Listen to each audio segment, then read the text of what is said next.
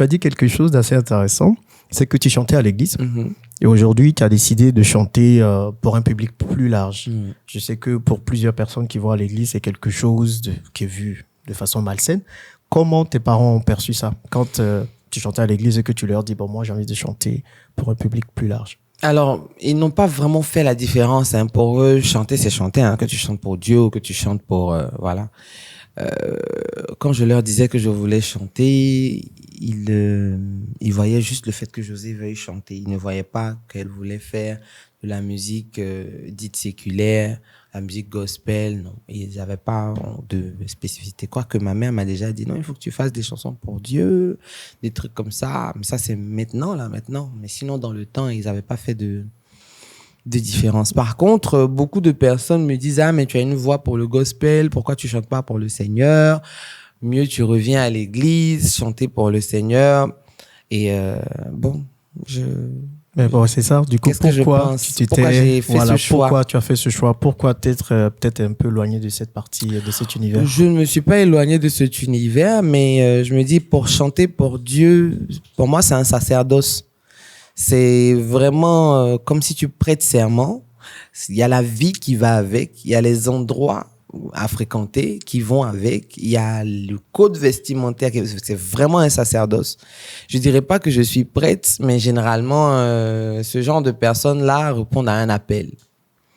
Et moi, j'attends juste mon heure. Hein, c'est en dehors de ça. L'heure n'est pas encore arrivée. L'heure n'est sûrement pas arrivée, c'est pour ça que je suis là. Et puis, je pense que si on veut aller sur le terme chrétien, qui sait si Dieu n'a pas envie de faire des choses avec moi dans le milieu séculaire? C'est aussi ça. Parce que je sais que dans tes textes, c'est Venez bouger, je pense. Tu utilises quand même des textes même de la Bible, dans tu vois, pratiquement toutes dans mes pratiquement chansons. Toutes tes chansons. Dans toutes mes chansons, j'utilise quand même surtout Venez bouger. Ouais, Venez bouger, j'ai écouté plusieurs fois. Ah, mais tu vois, ouais. Écoute, toi, tu dois être méthodiste. Pourquoi tu dis ça? Ah, je sais pas, parce que justement, le dernier couplet, t'es pas méthodiste, réponds d'abord à ma question. Non, je crois en Dieu, en tout cas. Ah, donc, tu lis beaucoup ta Bible. Oui, bien sûr. Voilà.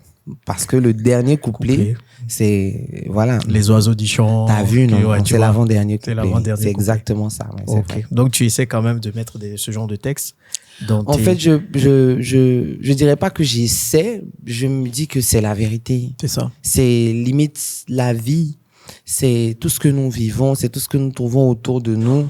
Et si je peux, par ma voix, contribuer à réconforter des personnes, ou alors à les encourager, ou alors à les évangéliser, pourquoi pas? Non, mais c'est un peu de l'évangélisation. Donc, voilà. Ok. En fait. Et de ce concours jusqu'à maintenant, je pense qu'il y a beaucoup de chemins que tu as parcouru. Beaucoup d'embûches, beaucoup de galères. Tu t'es relevé à chaque fois. Il y a eu pas mal de difficultés que tu as vécues. Et aujourd'hui, quand tu te vois, tu te situes où? Est-ce que tu te dis que tu as réussi le pari que tu t'étais donné à cette époque? Est-ce que tu te dis que tu as encore d'autres choses que tu vas faire ou que tu n'as pas encore réalisées? Est-ce que tu es satisfaite? Oui, je suis satisfaite, mais pas encore à 100% parce que je me dis que j'ai encore un long chemin à faire. J'ai encore beaucoup de choses à proposer. Et je suis satisfaite parce que j'ai en partie atteint mon objectif. Je voulais représenter le pays en dehors de ses frontières. Je voulais aussi être une référence musicale ici en Côte d'Ivoire et en Afrique. C'est ça. Et par la grâce de Dieu, j'y suis parvenu. Mais je pense qu'il y a encore à faire. Parce qu'en Côte d'Ivoire, tu es très connu. Tu es la diva, mais en dehors de la Côte d'Ivoire, il y a pas mal de personnes qui te connaissent, mais peut-être il y a d'autres qui gagneraient à te connaître. Chez les francophones, je suis connu, pas chez les anglophones. Donc, est-ce que tu as des programmes, tu as un planning, tu as des ambitions de ce côté-là? En tout cas, je ne suis pas fermé à ça. D'accord. Il y a peut-être des featuring avec des artistes à venir. Ça s'est déjà fait. Mais on espère encore en avoir encore plus, oui. Ok. À propos de featuring, j'ai une petite vidéo encore pour toi. D'accord. On va y aller. C'est lourd, elle est professionnelle et José, sa place même pas en Côte d'Ivoire. En tout cas, j'ai la chair de poule à chaque fois que je le vois. C'était quoi tes rapports avec Arafat musicalement?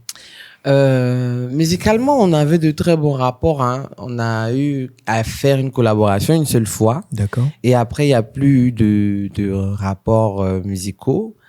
Il n'y a même plus de rapports même le terme global, non.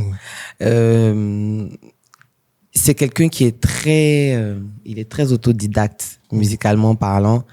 Et puis, il est très réactif, il est spontané. Il y va au feeling. C'est ça. Donc, je pense que c'est comme ça même que notre collaboration s'est faite. À la base, j'ai reçu la visite d'un ami qui est venu de l'étranger, qui m'a dit qu'il devait aller le voir, il aimerait qu'on parte ensemble. On est parti, il n'était pas là, on l'a attendu, il est venu, on causait, il a dit, ah, mais attends, mais toi tu chantes, non, allons au studio, bien, allons faire quelque chose. Je dis, mais je vais chanter quoi? Il a dit, mais allons, tu vas improviser quelque chose, mais moi, mais j'ai rien à dire. On est descendu et puis bon. Moi, j'ai pris mon temps, je me suis assis, j'ai pris mon téléphone, j'ai écrit. Tu as écrit, il s'est mis devant son micro, il a fini et puis il m'attendait. Ok. Je suis venu, j'ai titubé comme je pouvais et puis ça a donné ce que ça a donné. Et finalement, ça a donné un bon featuring et c'est ce qui aussi t'a lancé en quelque sorte ou un peu. Quel a été le résultat de ce featuring? Je n'ai pas eu grand résultat de ce featuring. Ah bon? Oui, j'ai eu juste la primeur d'avoir fait un featuring avec DJ Arafat, mais on n'a jamais fait de prestation tous les deux. On a juste fait un clip.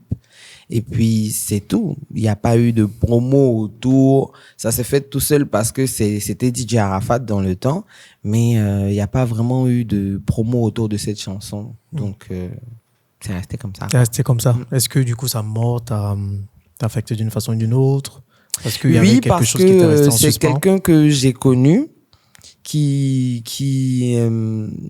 il était quelqu'un qui faisait vraiment rigoler quand il s'entend avec toi. Il te fait rigoler et tout. Mais en dehors de ça, en dehors de cette petite période où on a eu le feat, et ça n'a pas duré, on a arrêté de se parler. Et puis après, il s'est énervé contre moi suite à beaucoup de choses qu'il a appris, après beaucoup de choses qu'il a faites. Donc on a perdu le contact. Je me rappelle que il est décédé en 2019. En 2020, je me rappelle. Entre 2019, les fans d'Arafat, 2019. En 2019. Il est décédé en 2019, dans le mois d'août. Oui, je pense que dans le mois de mars, mon community manager m'avait dit que DJ Arafat t'envoie un message sur Instagram. J'ai dit, ah bon? Il montre-moi le message. Il m'a montré le message. Il a capturé. D'accord. Il m'a envoyé. J'ai vu le message. Qu'est-ce qu'il avait? Ah, tu rigoles déjà, ça promet. Appelle-moi. Et puis il a mis son numéro avec un émoticône de... T'as vu? Bon, c'est ça. Du DJ Arafat. J'ai vu ça. Toi, tu as fait tout ce que tu avais bien m'envoyer un message inbox. Je l'ai laissé là-bas. Et puis quand je suis revenu plus tard pour voir, il a supprimé les messages.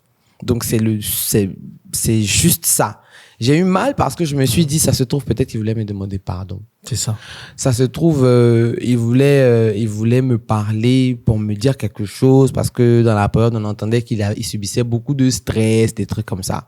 Donc, je me suis dit, ça se trouve, peut-être qu'il veut demander pardon. Peut-être que tu l'aurais aidé aussi sur des conseils, des trucs comme ça. J'ai eu mal de n'avoir pas accordé d'attention à ce qu'il voulait me dire parce que ça se trouve, peut-être que il regrettait tout ce qu'il avait fait, qui m'avait fait mal et tout. Donc, et puis en dehors de ça,